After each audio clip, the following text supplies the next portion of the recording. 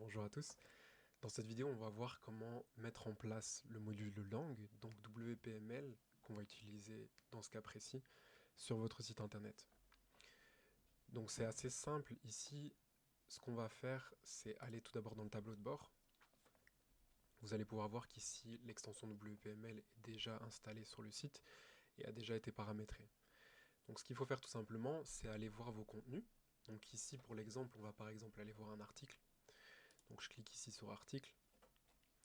Et je vois en fait depuis que WPML est installé, avec les langues déjà paramétrées, que j'ai des petits drapeaux ici.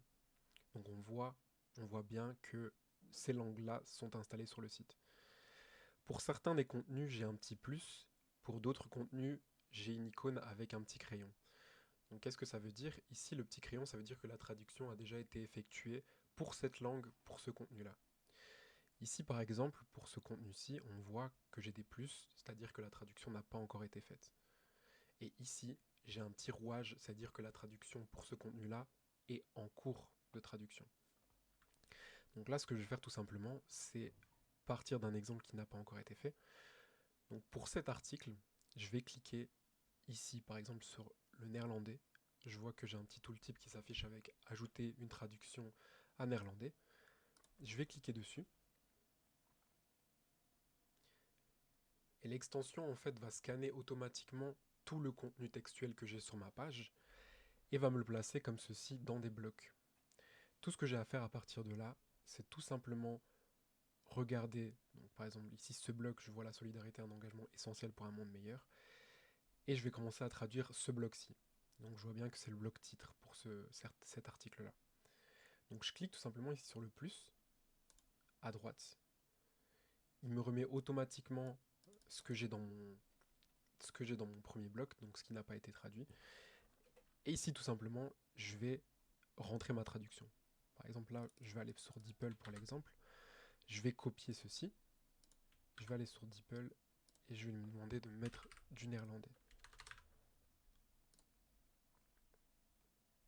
Je copie. Je retourne sur le site, ici, et je vais tout simplement le coller.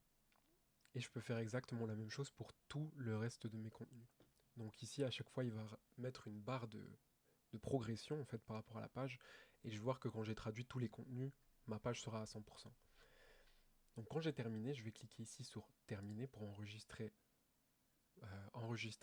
le travail que j'ai effectué. Et ici, il me dit le travail n'est pas terminé.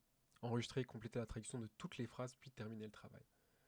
Donc en fait, ici, il ne me laisse pas directement terminer le travail, vu qu'il voit bien que la plupart de mes traductions n'ont pas été faites. Donc il ne veut pas me laisser publier la page de cette manière-là. Donc là, je n'ai pas fini. Je vais laisser ceci en pause. Si j'avais terminé le contenu, il me dirait que c'est bon. Si j'étais bien à 100%, il me dit que ma page a bien été traduite. Donc là, il va la publier en ligne. Mais tant que ce n'est pas fait, il ne va pas la publier. Il va vous dire que le contenu n'est pas terminé. Donc ici, pour la vidéo, je ne vais pas terminer le texte. Je vais tout simplement revenir en arrière. Et ici, je vois bien que pour cet article-là, ici, pour la traduction néerlandaise, j'ai bien le petit rouage qui est apparu, qui veut dire que la traduction pour ce contenu-là est en cours. Donc je peux venir la terminer. Je peux venir ajouter ici les autres traductions avec les autres langues en cliquant simplement sur le plus. Et je peux faire exactement la même chose pour mes autres contenus. Donc par exemple ici j'étais dans les articles. Je peux aller dans mes campagnes juste ici. Et je vois que j'ai exactement la même chose. J'ai tous les drapeaux avec toutes les petites icônes plus pour ajouter toutes mes traductions ici. Je peux faire exactement la même chose pour mes pages tout simplement. Donc je vais dans page. Et pareil ici, j'ai les mêmes drapeaux avec les mêmes icônes. Si vous souhaitez rajouter une langue qui n'est pas présente actuellement sur WPML, qui n'a pas encore été paramétrée sur votre site, vous pouvez cliquer simplement ici dans WPML, puis dans langue. Et ici, vous pourrez facilement rajouter une langue en plus depuis cette page-ci. Donc ici, on voit que les langues qui sont déjà activées sont l'arabe, le néerlandais, l'anglais, le français et le turc. Le français qui est la langue par défaut. Et je peux venir ici modifier les langues, ajouter, supprimer des langues, si jamais à l'avenir je vois que j'en ai besoin de plus.